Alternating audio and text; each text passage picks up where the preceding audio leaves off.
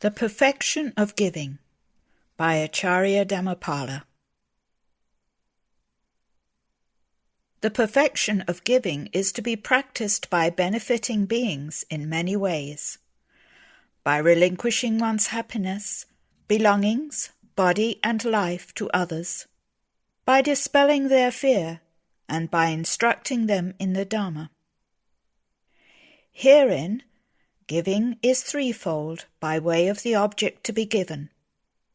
The giving of material things, the giving of fearlessness, and the giving of the Dhamma. Among these, the object to be given can be twofold, internal and external. The external gift is tenfold: food, drink, garments, vehicles, garlands, scents, unguents, bedding, dwellings, and lamps. These gifts again become manifold by analyzing each into its constituents. For instance, food into hard food, soft food, etc.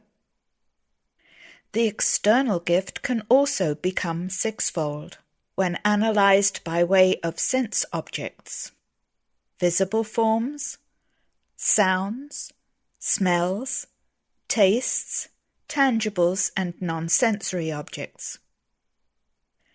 The sense objects, such as visible forms, become manifold when analyzed into blue, etc. So too, the external gift is manifold by way of diverse valuables and belongings, such as gems, gold, silver, pearls, coral, etc. Fields, lands, parks, etc. Slaves, cows, buffaloes, etc. When the great man, the Bodhisattva, gives an external object, he gives whatever is needed to whomever stands in need of it, and knowing by himself that someone is in need of something, he gives it even unasked, much more when asked. He gives generously, not ungenerously.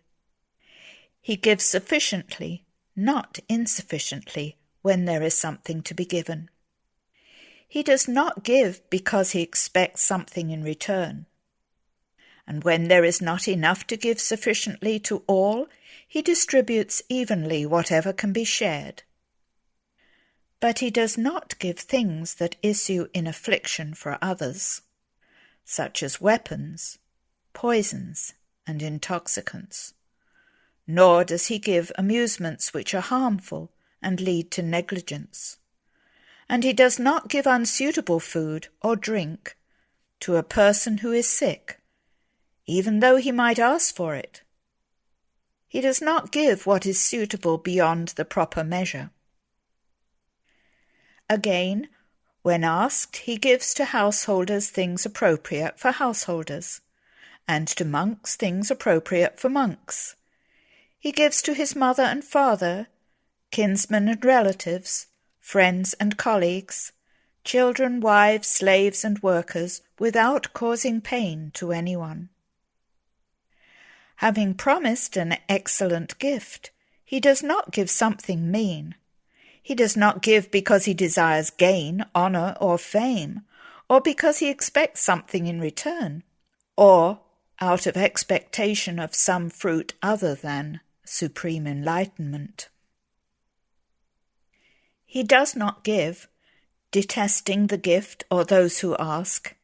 He does not give a discarded object as a gift, not even to unrestrained beggars who revile and abuse him. Invariably he gives with care, with a serene mind, full of compassion. He does not give through belief in superstitious omens, but he gives believing in karma and its fruits. When he gives, he does not afflict those who ask by making them do homage to him, etc., but he gives without afflicting others. He does not give a gift with the intention of deceiving others, or with the intention of injuring. he gives only with an undefiled mind. He does not give a gift with harsh words or a frown, but with words of endearment, congenial speech, and a smile on his face. Whenever greed for a particular object becomes excessive, due to its high value and beauty, its antiquity or personal attachment, the Bodhisattva recognizes his greed, quickly dispels it, seeks out some recipients, and gives it away. And if there should be an object of limited value that can be given, and a suppliant expecting it, without a second thought he bestirs himself and gives it to him, honouring him as though he were an uncelebrated sage. Asked for his own children, wives, slaves, workers, and servants, the great man does not give them while they are yet unwilling to go, afflicted with grief. But when they are willing and joyful, then he gives them. But if he knows that those who ask for them are demonic beings, ogres, demons, or goblins, or men of cruel disposition, then he does not give them away.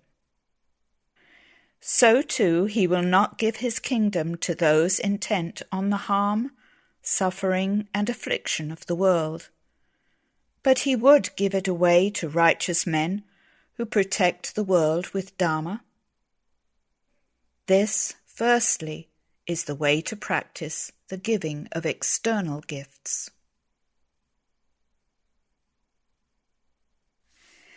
The internal gifts should be understood in two ways. How? Just as a man, for the sake of food and clothing, surrenders himself to another and enters into servitude and slavery, in the same way the great man wishes for the supreme welfare and happiness of all beings, desiring to fulfill his own perfection of giving with a spiritually oriented mind for the sake of enlightenment, surrenders himself to another and enters into servitude, placing himself at the disposal of others. Whatever limbs or organs of his might be needed by others, hands, feet, eyes, etc., he gives them away to those who need them, without trembling and without cowering. He is no more attached to them, and no more shrinks away from giving them to others than if they were external objects. Thus the great man relinquishes an internal object in two ways, for the enjoyment of others according to their pleasure, or while fulfilling the wishes of those who ask, for his own self-mastery. In this matter he is completely generous, and thinks, I will attain enlightenment through non-attachment. Thus the giving of the internal gift should be understood. Herein, giving an internal gift, he gives only what leads to the welfare of the recipient, and nothing else. The great man does not knowingly give his own body, limbs, and organs to Mara, or to the malevolent deities in Mara's company, thinking, let this not lead to their harm. And likewise he does not give to those possessed by Mara or his deities or to madmen. But when asked for these things by others, he gives immediately, because of the rarity of such a request and the difficulty of making such a gift. The giving of fearlessness is the giving of protection to beings when they have become frightened on account of kings, thieves, fire, water, enemies, lions, tigers, other wild beasts, dragons, ogres, demons, goblins, etc. The giving of the Dhamma is an unperverted discourse on the Dhamma given with undefiled mind. That is, methodical instruction conducive to good in the present life, to good in the life to come, and to ultimate deliverance. By means of such discourses, those who have not entered the Buddha's dispensation enter it, while those who have entered it reach maturity therein. This is the method.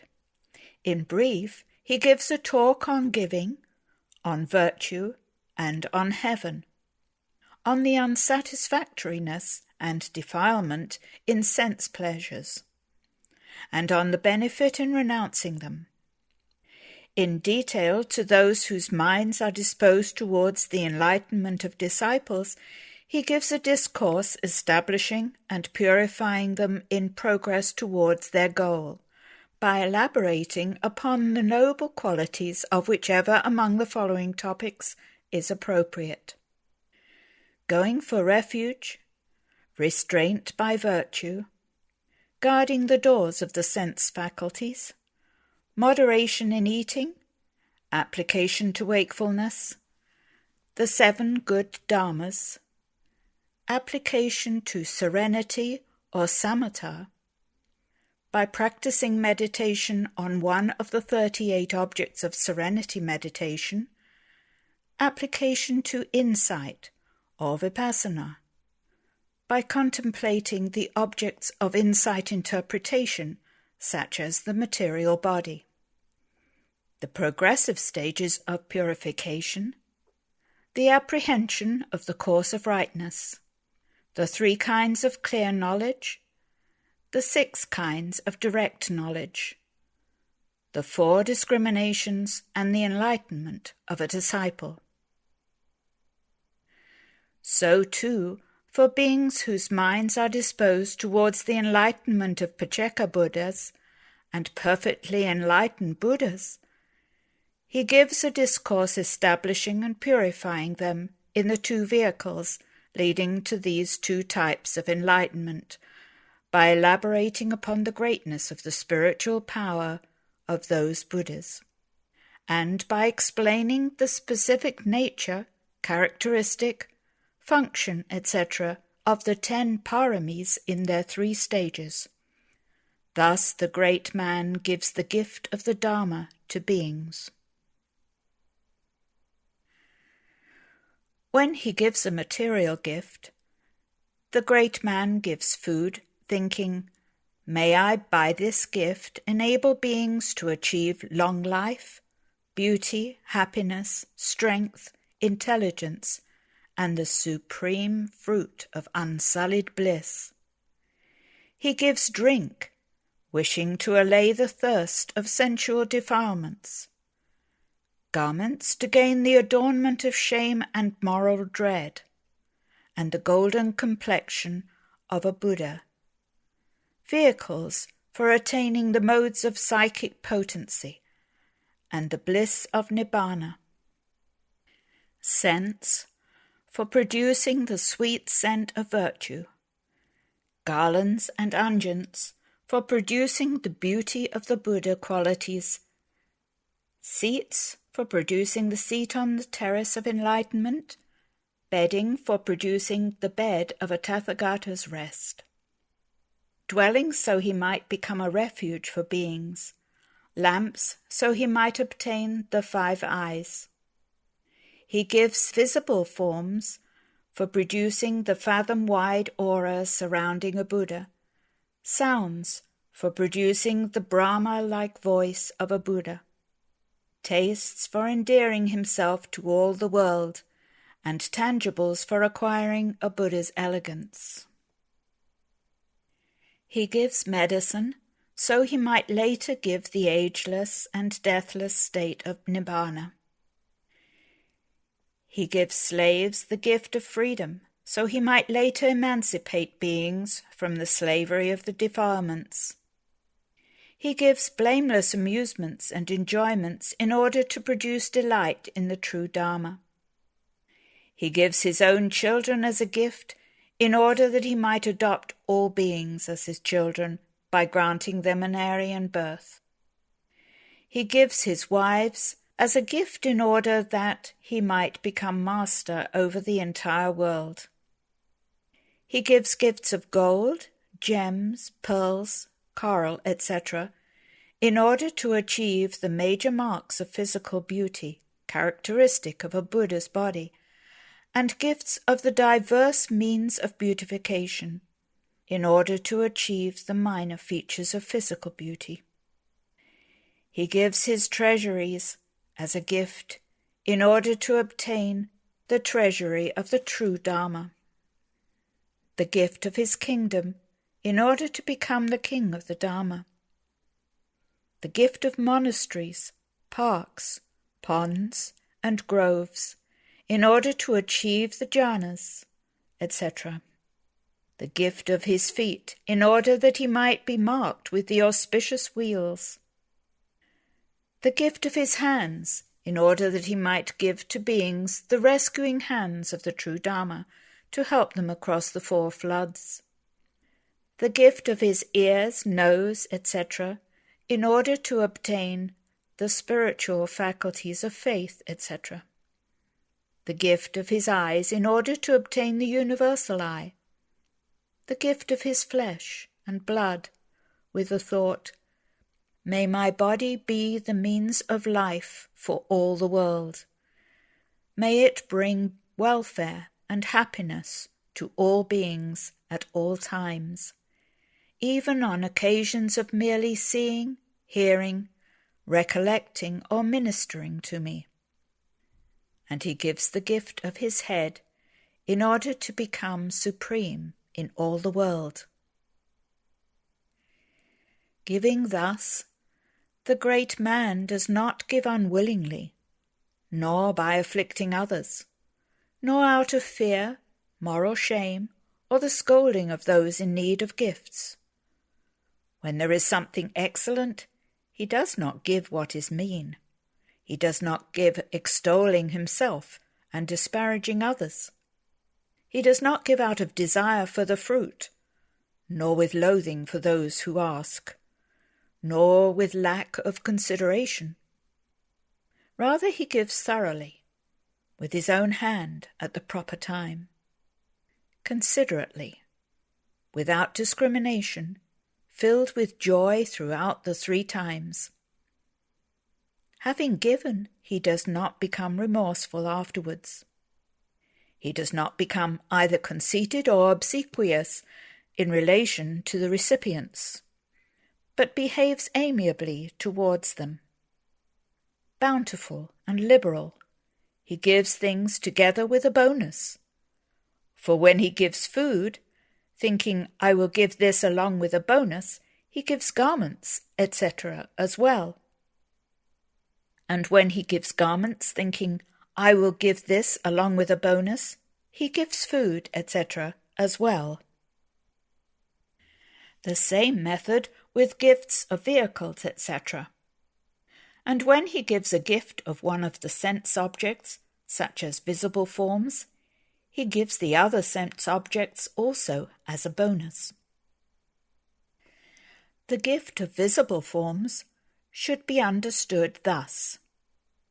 Having gained something, such as a flower, garment, or relic of a blue, yellow, red, or white colour, etc., considering it in terms of its visible form, thinking to make a gift of a visible form, he offers it to a worthy recipient together with its base.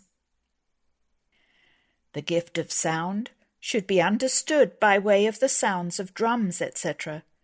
It is certainly not possible to give a sound as one gives a cluster of lotuses, tearing it out by its bulb and roots and placing it in the hands. But one gives a gift of sound by giving its base. Thus he makes a gift of sound by presenting a musical instrument, such as drums or tom-toms, to the triple gem, or by giving medicine for the voice, such as oil and molasses, to preachers of the Dhamma, or by announcing a lecture on the Dhamma, chanting the scriptures, giving a discourse on the Dhamma, holding a discussion, or expressing appreciation for the good deeds of others. The gift of sense is made when, after getting a delightfully scented object, such as scented roots, powdered scent, etc., considering it in terms of its scent, Thinking to make a gift of scent, he offers it to the triple gem. He relinquishes a scented object, such as agarru or sandalwood, for the purpose of making an offering of scent. The gift of tastes is made when, after getting a delightfully flavoured object, such as flavoured roots, etc., considering it in terms of its taste, thinking to make a gift of taste, he gives it to worthy recipients, or he relinquishes a flavourful object, such as grain, cows, etc.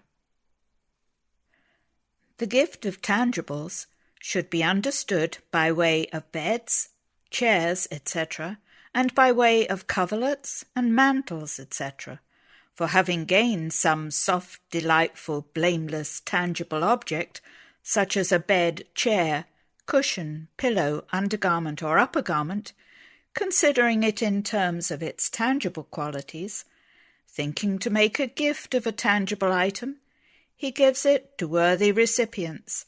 Having gained the aforesaid tangible objects, he relinquishes them.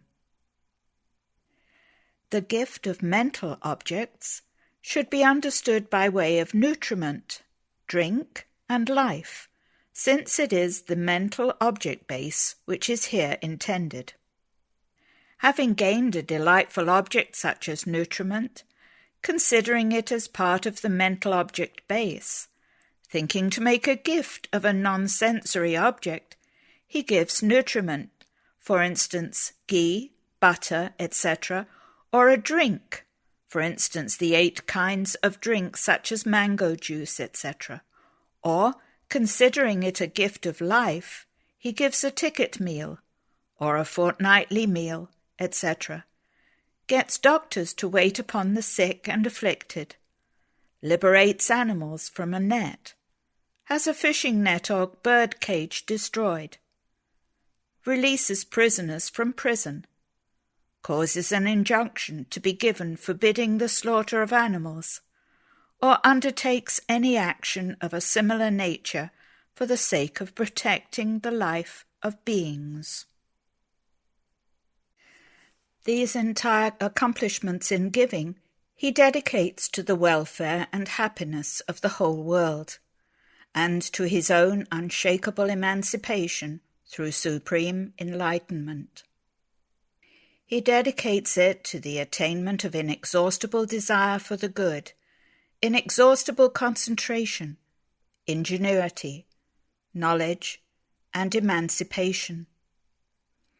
In practicing the perfection of giving, the great being should apply the perception of impermanence to life and possessions. He should consider them as shared in common with many, and should constantly and continuously arouse great compassion towards beings. Just as when a house is blazing, the owner removes all his property of essential value, and himself as well, without leaving anything important behind, so does the great man invariably give without discrimination and without concern. When the great man has made a mental determination to completely relinquish whatever possessions come his way, whether animate or inanimate, there are 4 shackles to giving which he must overcome, namely, not being accustomed to giving in the past, the inferiority of the object to be given, the excellence and beauty of the object, and worry over the loss of the object. First, when the Bodhisattva possesses objects that can be given, and suppliants are present, but his mind does not leap up at the thought of giving, and he does not want to give, he should conclude, "Surely I have not been accustomed to giving in the past. Therefore, a desire to give does not arise now in my mind. So that my mind will delight in giving in the future, I will give a gift. With an eye for the future, let me now relinquish what I have to those in need." Thus he gives a gift, generous, open-handed, delighting in relinquishing. One who gives when asked, delighting in giving and in sharing. In this way, the great being destroys, shatters, and eradicates the first shackle to giving. Second, again, when the object to be given is inferior or defective, the great being reflects, because I was not inclined to giving in the past, at present my requisites are defective. Therefore, though it pains me, let me give whatever I have as a gift, even if the object is low and inferior. In that way, I will in the future reach the peak in the perfection of giving. Thus he gives whatever kind of gift he can, generous, open-handed, delighting in relinquishing, one who gives when asked, delighting in giving and in sharing. In this way the great being destroys, shatters, and eradicates the second shackle to giving. Third, when a reluctance to give arises due to the excellence or beauty of the object to be given, the great being admonishes himself, "Good man, haven't you made the aspiration for the supreme enlightenment, the loftiest and most superior of all states? Well then, for the sake of enlightenment, it is proper for you to give excellent and beautiful objects as gifts." Thus he gives what is excellent and beautiful, generous, open-handed, delighting in relinquishing, one who gives when asked, delighting in giving and in sharing. In this way the great man destroys, shatters, and eradicates the third shackle to giving. Fourth, when the great being is giving a gift, and he sees the loss of the object being given, he reflects thus: this is the nature of material possessions, that they are subject to loss and to passing away. Moreover, it is because I did not give such gifts in the past that my possessions are now depleted. Let me then give whatever I have as a gift, whether it be limited or abundant. In that way I will in the future reach the peak in the perfection of giving. Thus he gives whatever he has as a gift, generous, open-handed, delighting in relinquishing, one who gives when asked, delighting in giving and in sharing. In this way the great being destroys, shatters, and eradicates the fourth shackle to giving. Reflecting upon them thus, in whatever way is appropriate, is the means for dispelling the harmful shackles to the perfection of giving. The same method used for the perfection of giving also applies to the perfection of virtue and the other perfections. This has been Dāna, the practice of giving, selected essays, edited by Bikkhu Bodhi, narrated by Judy Swift. Copyright 2011 by Buddhist Publication Society. Audio production copyright 2018 by Pariyatti.